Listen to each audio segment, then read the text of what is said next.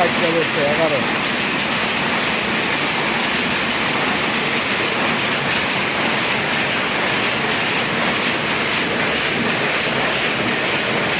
একশো 40 কেজিয়ার perfect 140 কেজিয়ার PFI.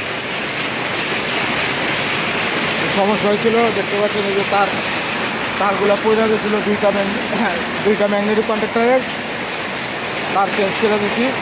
এখন চালু করছি, দেখা যাক কি হয়, আল্লাহ ভরসা। এটা হচ্ছে একটা টেক্সটাইল মিল, এটা হচ্ছে ওয়ার্কিং মেশিন।